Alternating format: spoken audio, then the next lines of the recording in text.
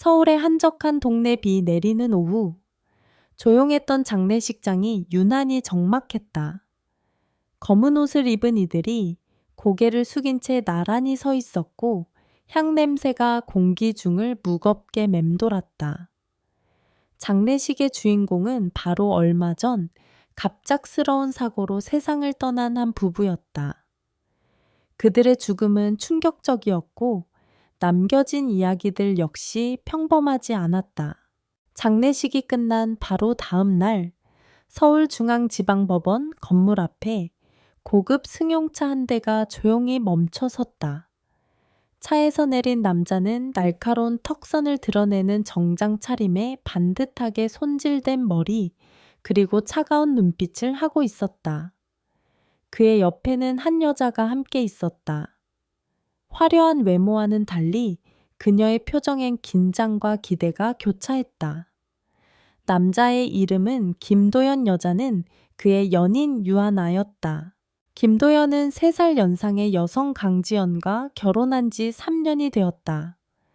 겉보기엔 안정적인 부부였지만 사실 그는 지연을 진심으로 사랑했던 적이 단 한 번도 없었다. 도연이 그녀를 선택한 이유는 단 하나. 지연은 대기업 강산홀딩스의 외동딸이었고 그녀의 아버지 강병수 회장은 한국 재계에서 손꼽히는 인물이었다. 강 회장은 일찍이 심장질환을 앓고 있었지만 누구도 그의 갑작스러운 죽음을 예측하지 못했다. 장례식도 채 끝나기 전에 지연은 유산의 절대적인 상속인이 되었고 도연은 그 순간부터 계산기를 두드리기 시작했다. 지연은 아직 슬픔에서 벗어나지 못하고 있었다. 아버지를 잃은 충격은 그녀의 마음을 깊이 흔들었다. 그런 그녀에게 도연은 다정한 말과 따뜻한 손길로 다가갔다. 사랑을 가장한 관심, 위로를 가장한 야망. 도연은 지연의 곁을 지키며 신뢰를 쌓았고 결국 그녀는 그의 청혼을 받아들였다. 하지만 모든 것이 순조롭지는 않았다. 지연의 아버지와 오랜 친구였던 장태준 변호사는 도연에게서 불편한 기운을 느꼈다. 그는 수십 년간 기업과 사람을 상대해 온 노련한 인물이었다. 태준은 지연에게 결혼 전 계약서를 작성할 것을 권유했다. 이건 단지 절차야, 걱정하지 마. 지연은 웃으며 말했다. 그러나 도연은 격분했다. 내가 당신 돈 노리고 결혼하는 사람으로 보여. 결국 지연과 태준의 설득 끝에 도연은 마지못해 혼전 계약서에 서명했다. 계약의 핵심은 명확했다. 지연의 모든 유산은 그녀 고유의 재산으로 간주되며 결혼 후에도 그 어떤 공동 명의도 성립하지 않는다는 내용이었다. 계약서에 서명한 순간부터 도연은 속으로 끓기 시작했다. 그러나 그는 쉽게 포기할 인물이 아니었다. 지금은 때가 아닐 뿐이야 라며 그는 스스로를 달랬다. 언젠가 기회가 올 것이라 믿었다. 지연은 결혼 후 아이를 가지기 위해 많은 노력을 했다. 하지만 매번 실패로 돌아왔고 마침내 병원에서 내려진 진단은 암이었다. 그녀는 그렇게 두 해를 싸우며 서서히 무너져갔다. 몸도 마음도 지쳐갔고 그 과정에서 도현은 점점 본색을 드러냈다. 외도 냉담함, 무관심. 그는 더 이상 연기를 할 필요도 느끼지 않았다. 그러나 지연은 알고 있었다. 그의 모든 행동을, 그리고 조용히 준비해왔다. 그녀가 떠난 이후 아무도 예상치 못한 반전이 도연을 기다리고 있었던 것이다. 서울 서초구의 한 공증 사무소.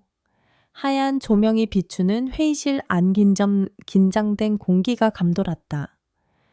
김도연은 완벽하게 다림질된 정장을 입고 앉아 있었고 그의 옆자리에는 여전히 화려한 외모를 유지한 유하나가 자리하고 있었다. 도연은 오늘 마침내 자신이 바라던 것을 손에 넣게 될 것이라고 굳게 믿고 있었다. 그가 생각하기에 강지연은 아무런 법적 절차도 남기지 않은 채 세상을 떠났고 합법적인 배우자인 자신이 그녀의 유산을 자동으로 상속받는 것이 당연했다. 옆에 앉은 하나 역시 흥분을 감추지 못하고 도연의 손을 꼭 잡았다. 하지만 공증사무소 문이 열리며 낯선 기운이 흐르기 시작했다. 장태준 변호사가 먼저 입장했고 그 뒤를 이어 한 중년 남성이 조용히 들어왔다. 그는 무표정한 얼굴로 자리에 앉았다. 도연은 그의 존재에 순간적으로 당황했지만 곧 표정을 바로잡았다. 이제 고 강지연 씨의 유언장을 낭독하겠습니다. 공증인의 목소리는 낮고 단호했다. 본 유언장은 법적 요건을 모두 갖춘 공식 문서이며 강지연 씨의 자필 서명과 2명의 증인이 입회한 상태에서 작성되었습니다. 도연은 속으로 피식 웃었다. 유언장이 있다 한들 결국에는 자신에게 유리한 내용일 거라고 확신하고 있었다. 그는 유산에 대한 갈망으로 눈빛이 번뜩였다. 그러나 공증인의 다음 말이 회의실을 얼어붙게 만들었다. 강지연 씨는 자신의 모든 유산을 아들 강하늘에게 상속하기로 하였습니다. 정적이 흘렀다. 도연의 얼굴에서 피가 가신 듯 창백해졌다. 그의 머릿속은 멍했고 입이 저절로 열렸다. 아들 무슨 소리입니까? 지연은 자식을 가진 적이 없습니다. 유하나도 충격에 휩싸인 눈으로 도연을 바라보았다. 하지만 공증인은 당황하지 않고 차분히 설명을 이어갔다. 강지연 씨는 난임 판정을 받은 이후 생전에 시험관 시술을 통해 자녀를 갖기로 결심했습니다. 정자 제공자는 한호진 씨로 본 유언장의 공동 증인 중 한 명입니다. 중년 남자가 고개를 들어 도연을 바라보았다. 그 눈빛엔 흔들림이 없었다. 도연은 마치 심장을 강타당한 듯 멍해졌다. 자신은 단 한순간도 이 사실을 눈치채지 못했다. 지연은 조용히 모든 것을 준비해왔던 것이다. 장태준 변호사는 말없이 도연을 바라보다가 천천히 입을 열었다. 도연 씨, 당신이 영리하다고 생각했겠지만 지연은 훨씬 앞서 있었어요. 그녀는 당신이 어떤 사람인지 알고 있었습니다. 그래서 이 모든 계획을 세운 것이죠. 도연의 입술이 부르르 떨렸다. 그는 자리에서 벌떡 일어나 책상을 내리쳤다. 말도 안 돼, 나는 그녀의 법적 남편이다. 당연히 유산을 받을 자격이 있어. 공증인은 고개를 저었다. 혼전계약서에 따라 김도연 씨는 강지연 씨의 유산에 대해 일절 권리를 주장할 수 없습니다. 해당 재산은 고인의 명시적 의사에 따라 하늘군이 성인이 될 때까지 장태준 변호사가 관리하게 되어 있습니다. 공증인은 마지막 서류를 꺼내 들며 덧붙였다. 그리고 고인은 남편에게 남긴 마지막 편지를 남기셨습니다. 하얀 봉투. 그 위엔 단 2글자 도연에게라고 적혀 있었다. 도연은 손을 내밀어 봉투를 받았다. 그의 손이 떨려 편지를 제대로 잡지 못할 정도였다. 조용히 봉투를 열자 안에는 단정한 필체로 써 내려간 지연의 마지막 말이 담겨 있었다. 도연 씨, 당신은 나를 속였지만 당신 자신은 속이지 못할 거예요. 나는 당신을 진심으로 사랑했어요. 하지만 사랑이란 이름 아래 바보처럼 살 순 없었죠. 당신의 본 모습을 알고 있었고 기다렸어요. 내가 떠나기 전에 내가 지켜야 할 것을 지키기 위해. 하늘이는 내 전부예요. 그 아이를 위해서 난 모든 걸 준비했어요. 부디 이제는 후회 없는 삶을 사세요. 누군가를 이용하는 것이 아니라 스스로를 아끼는 삶을. 편지를 다 읽은 도연은 한참 동안 아무 말도 하지 못했다. 그제야 그는 깨달았다. 자신은 결코 판을 지배하고 있었던 적이 없었다는 것을. 지연은 모든 수를 계산하고 단 하나도 남김없이 자신의 방식으로 마무리했던 것이다. 공증사무소를 나선 김도연은 마치 혼이 빠져나간 사람처럼 걸음을 옮겼다. 늦가을의 차가운 바람이 그의 얼굴을 스쳤지만 그는 아무런 감각도 느끼지 못했다. 옆에서 걷고 있던 유하나도 더는 말을 걸지 않았다. 그녀 역시 충격에서 벗어나지 못한 얼굴이었다. 주차장에 도착하자마자 도현은 문을 세차게 닫고 운전석에 앉아 핸들을 꽉 움켜잡았다. 그 눈빛엔 분노와 모멸감, 그리고 깊은 좌절이 뒤엉켜 있었다. 그 여자가 나를 완전히 가지고 놀았어. 유하나가 조심스럽게 입을 열었다. 오빠 이제 어떻게 할 거야? 우리 계획은 다 끝난 거야? 도연은 대답 대신 고개를 떨구었다. 그는 세상이 무너진 듯한 기분이었다. 강지연과 결혼한 지난 3년, 그는 철저하게 계산하고 움직여 왔다. 그녀의 신뢰를 얻기 위해 노력했고, 그녀의 마음을 훔치는 데 성공했다고 믿었다. 하지만 모든 것이 허상이었다. 심지어 그녀는 자신이 병과 싸우는 동안에도 조용히 그리고 치밀하게 미래를 준비하고 있었던 것이다. 그것도 자신이 조금도 눈치채지 못하게 도연은 이를 악물었다. 이대로 끝낼 순 없어. 반드시 되찾을 거야. 내 것이어야 했던 모든 걸. 며칠 후 그는 강지연의 유산을 관리하고 있는 장태준 변호사의 동선을 조사하기 시작했다. 그리고 자연스럽게 하늘이의 일정을 따라가기 시작했다. 어린아이답게 정해진 시간에 유치원을 다니고 주말이면 외삼촌뻘 되는 장 변호사와 공원 산책을 하거나 미술관, 도서관을 찾곤 했다. 도연은 그 뒤를 묵묵히 따라다니며 기회를 엿보았다. 하늘이는 아직 어려서 세상의 복잡함을 모른다. 그리고 그 아이가 바로 열쇠였다. 그는 하루하루 계획을 세웠다. 가장 방심하기 쉬운 순간 가장 취약한 동선을 파악하고 마침내 마음속의 퍼즐이 하나하나 맞춰지기 시작했다.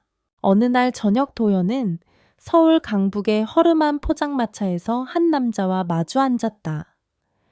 그의 이름은 오진우 과거 함께 불법적인 거래를 하던 사이였다. 진우는 여전히 조심스러운 눈빛을 하고 있었지만 도현의 제안을 듣고는 눈을 번뜩였다. 아이가 필요하다는 거지 내가 처리할 수 있어. 다만 네가 진짜 할 각오가 돼 있어야 해. 도현은 무겁게 고개를 끄덕였다. 그는 더 이상 잃을 것도 돌아갈 곳도 없었다. 진우는 담배를 꺼내 물고 불을 붙이며 말했다. 아이만 확보하면 돼. 그 다음은 내가 움직일게. 우린 그 아이를 지렛대로 삼아 유산의 일부라도 뜯어낼 수 있어. 잠시 침묵이 흐르고 도연은 낮은 목소리로 말했다. 좋아, 시작하자. 그들의 음모는 그렇게 어둠 속에서 시작되었다. 서울의 겨울이 다가오고 있었고 도현은 더 이상 망설일 시간이 없다고 생각했다. 이제 그에게 남은 건 오직 하나, 그 아이를 손에 넣고 모든 걸 되돌리는 것 뿐이었다. 눈이 내리기 시작한 서울의 어느 아침 김도연은 손에 뜨거운 커피를 들고 강북구의 한 공원 벤치에 앉아 있었다. 그의 눈은 멀리 놀이터 쪽을 향하고 있었다. 그곳에는 장태준 변호사의 집에서 일하는 가사도우미가 유모차를 밀며 강하늘을 데리고 산책 중이었다. 하늘은 두꺼운 점퍼와 모자를 쓰고 있었지만 여전히 앳된 얼굴엔 호기심이 가득했다. 아이의 웃음소리가 멀리서도 희미하게 들렸다. 도연은 그 소리를 들을 때마다 마음속에 두 가지 감정이 교차했다. 질투 그리고 초조함. 그는 작은 수첩을 꺼내 매일 적어온 하늘의 동선을 다시 확인했다. 공원에 오는 시간, 돌아가는 시간, 보통 누구와 함께 있는지, 심지어는 유모차가 멈추는 위치까지도 메모되어 있었다. 진우와의 계획은 철저해야 했다. 단 한 번의 실수도 허용되지 않았다. 며칠 후 도연은 진우를 다시 만났다. 장소는 서울 외곽의 한 허름한 포장마차였다. 내일이다. 오후 3시 반 유모차가 벤치 근처에서 잠시 멈춘다. 그때 네가 접근해서 아이를 데려가. 차는 골목 입구에 대기시켜라. 진우는 씩 웃으며 말했다. 도연아, 너 진짜 이 길로 가는 거 후회 안 하겠지? 도연은 대답 대신 술잔을 들이켰다. 쟨 되돌릴 수 없는 길이었다. 다음 날 날씨는 흐리고 하늘은 잿빛이었다.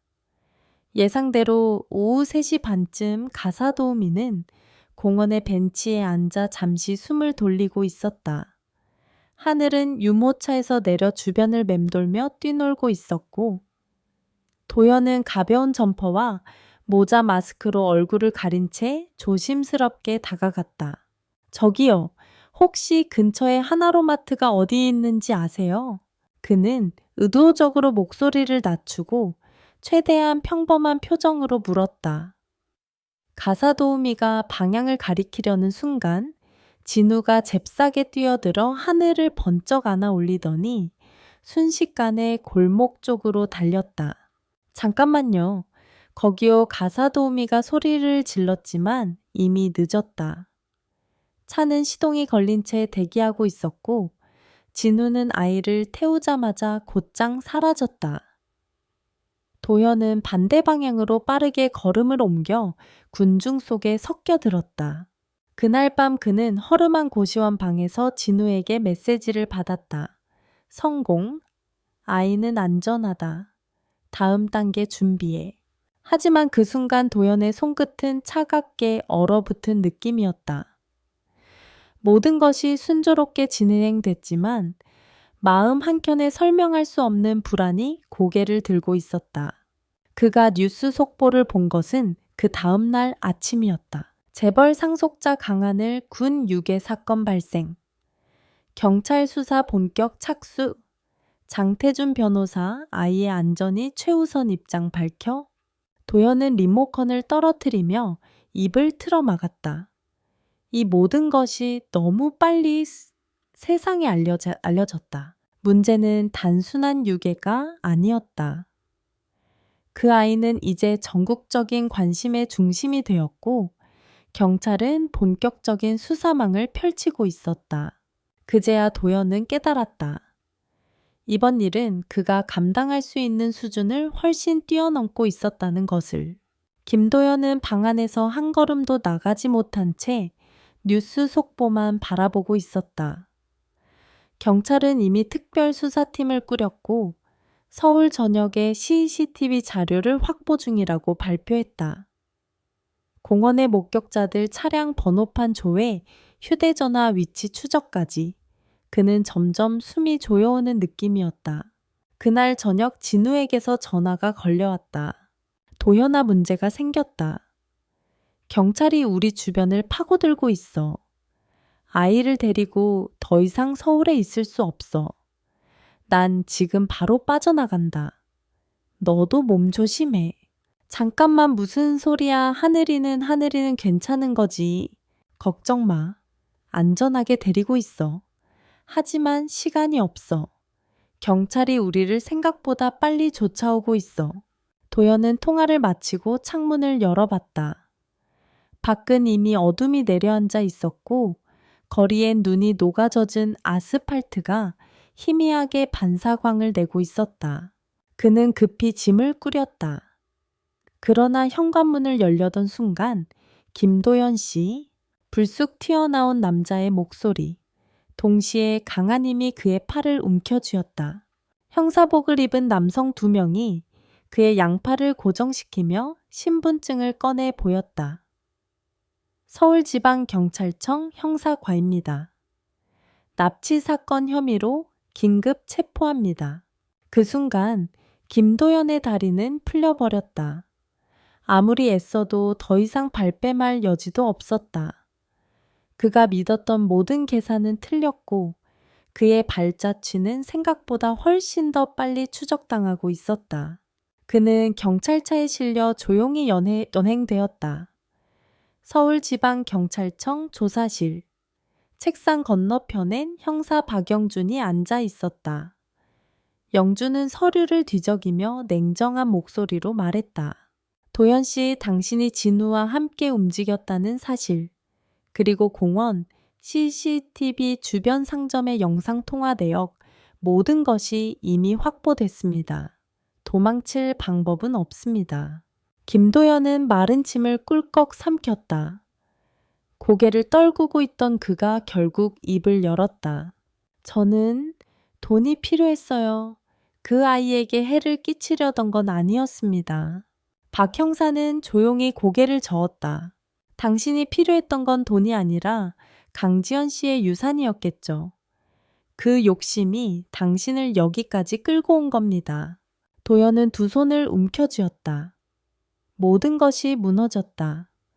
사랑이라 믿었던 관계도, 계산이 완벽하다고 착각했던 계획도, 그리고 자신이 통제할 수 있다고 믿었던 인생도. 며칠 후 전국적인 수사 끝에 오진우도 체포되었고 그의 은신처에서 강하늘이 무사히 구조되었다. 아이의 얼굴엔 겁에 질린 흔적이 남아 있었지만 다행히 큰 외상은 없었다. 장태주는 아이를 안고 조용히 눈물을 흘렸다. 지연아, 네가 지켜낸 이 아이 내가 끝까지 책임질게. 그날 저녁 아이는 포근한 이불 속에서 잠이 들었고 창밖엔 눈이 조용히 내리고 있었다. 그리고 김도연은 철창 너머의 차가운 시선으로 그 세상을 바라보고 있었다. 며칠이 지났다. 서울 북부의 한 병원 어린이 병동 따스한 햇살이 창문 너머로 쏟아지고 있었다. 강하늘은 창가에 놓인 작은 의자에 앉아 동화책을 들고 있었다. 아직은 어린 얼굴에 남아있는 불안한 눈빛. 그러나 곁에 있는 장태주는 그 아이를 지켜보며 조용히 웃었다. 하늘아, 오늘은 여기까지만 읽고 쉬자. 점심도 먹어야지. 하늘은 고개를 끄덕였다. 아이답게 순응하지만 그의 눈에는 자신도 모르게 어른스러운 조심성이 담겨 있었다. 그날 저녁 장태주는 병실 한쪽에서 강지연의 사진을 바라보며 혼잣말처럼 중얼거렸다. 지연아, 넌 정말 멀리까지 내다보았구나. 그 아이를 이렇게까지 지켜내기 위해 혼자서 모든 걸 계획했단 말이지. 그는 지연이 남긴 유언의 마지막 부분을 떠올렸다. 그곳엔 단 하나의 문장이 남겨져 있었다. 내 아이를 진심으로 사랑할 수 있는 사람에게 맡겨주세요. 그 문장은 장태준의 마음속에 무겁게 새겨져 있었다. 그 무렵 서울 남부 구치소. 김도연은 여전히 조용히 구금되어 있었다. 그는 변호사도 만나기를 거부했고 아무런 항변도 하지 않았다. 누구와도 눈을 마주치지 않았고 식사도 제대로 하지 않았다. 간수들은 그의 상태를 우려했고 심리 상담사를 배정하려 했지만 그는 고개를 저었다. 벌 받을 겁니다. 아무리 늦었어도 받아야죠. 하루는 도연에게 한 통의 편지가 전해졌다. 보낸 사람은 뜻밖에도 장태준이었다. 도연 씨, 나는 아직도 당신이 사람이라는 가능성을 믿고 싶습니다. 지연이 당신에게 남긴 마지막 편지를 다시 읽어보십시오. 그리고 하늘이를 위한 삶이 어떤 것인지 스스로 생각해 보십시오. 그 편지를 읽은 도연은 한참을 가만히 앉아 있었다. 한참을 그렇게 있다가 처음으로 눈을 감고 조용히 속삭였다. 지연아, 미안해. 한편 병원에서 회복 중이던 하늘이는 점차 웃음을 되찾아 갔다. 장태주는 아이를 위해 보육 전문가들과 상담했고 심리치료도 시작되었다. 아이는 조금씩 자기 이야기를 꺼내기 시작했고 그 말투엔 미묘한 강단이 있었다. 엄마는 항상 말했어요. 하늘이는 강한 아이야. 혼자서도 웃을 수 있어야 해라고요. 그 말을 들은 태주는 조용히 하늘의 손을 꼭 잡았다. 이젠 혼자가 아니야. 내 곁에는 내가 있어. 그리고 곧 내 곁에 또 누군가 따뜻한 사람이 함께 할지도 몰라. 쟁여. 같은 시각 한강 인근의 작은 북카페. 한호진 강하늘의 생물학적 아버지이자 지연과의 시술을 함께 결정했던 남자가 조용히 책장을 넘기고 있었다. 그는 지연이 남긴 연락처를 통해 아이의 소식을 듣고 있었고 장태준으로부터 직접 만나볼 의향이 있냐는 질문을 받은 상태였다. 한호진은 창밖을 바라보며 천천히 커피를 마셨다. 그 눈에는 어떤 결심이 서려 있었다. 그리고 이 모든 이야기를 둘러싸고 시간이 천천히 흘러가고 있었다. 겨울이 지나고 서울의 거리엔 봄바람이 스며들기 시작했다. 상처는 여전히 아프지만 사람들은 그 위에 삶을 다시 세워가고 있었다. 봄비가 한 차례 지나간 후 서울은 말 그대로 부드러워졌다. 창문을 열면 진한 흙냄새가 코끝을 간지럽히고 거리의 나무들은 연두빛 잎사귀로 속삭였다. 장태주는 하늘이와 함께 북촌 한옥마을의 작은 문화체험관을 방문하고 있었다. 하늘은 고운 한복을 입고 종이 연을 접고 있었고 태주는 아이의 얼굴을 흐뭇하게 바라보며 사진을 몇 장 남겼다. 이제 하늘이 초등학교 갈 준비는 다 된 것 같구나. 하늘은 고개를 끄덕였다. 할아버지랑 약속했잖아요. 공부 열심히 하고 친구 많이 사귀겠다고요. 그 말에 태주는 고개를 끄덕이며 속으로 대뇌했다. 그래, 넌 이제 다시 시작할 수 있어.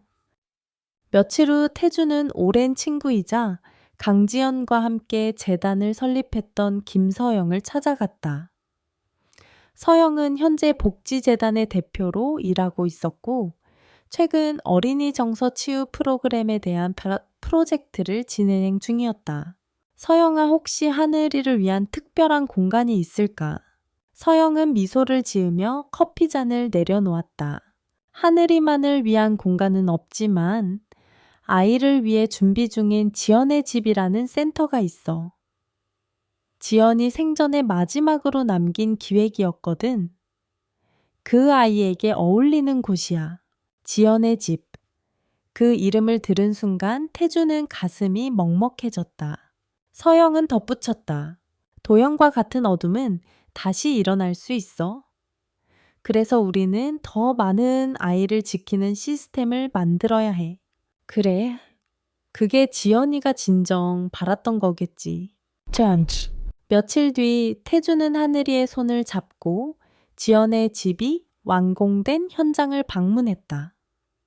그곳은 서울 북쪽 작은 언덕에 위치한 나무로 지어진 따뜻한 건물이었다. 정원엔 하늘색 바람개비들이 조용히 돌아가고 있었고 작은 연못엔 아이들이 던진 돌멩이들이 둥글게 물결을 만들고 있었다. 여기가 엄마가 만들던 곳이에요. 하늘이의 목소리는 아주 작았지만 또렷했다. 태주는 조용히 고개를 끄덕이며 말했다. 그래.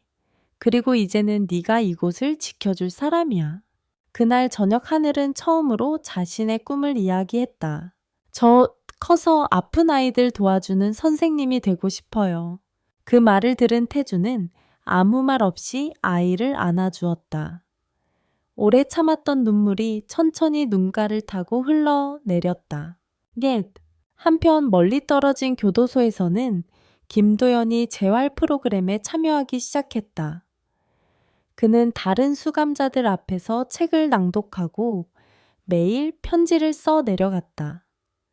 그중 한 통은 하늘이에게 전해지지 않는 편지였다. 하늘아, 너는 내 삶에 남은 마지막 진심이었단다. 비록 내가 해줄 수 있는 게 없지만 너만은 진심으로 행복하길 바란다. 그는 그 편지를 접어 책 한 권 사이에 넣었다. 아무에게도 보낼 수 없는 진심이지만 그는 그렇게라도 마음을 정리하고 싶었다. 시간은 계속 흘렀다. 하늘은 새로운 학교에 입학했고 친구들과 함께 웃고 떠들며 평범한 일상을 살아가기 시작했다. 장태주는 여전히 그의 곁을 지키며 지연이 남긴 유산을 지켜가고 있었다. 봄이 지나 여름이 오면 지연의 집은 아이들로 가득 찰 것이다. 그곳엔 상처받은 마음을 보듬어 줄 손길과 다시 삶을 시작할 수 있는 따뜻한 공간이 있을 것이다. 그리고 하늘은 그 한가운데에서 웃고 있을 것이다.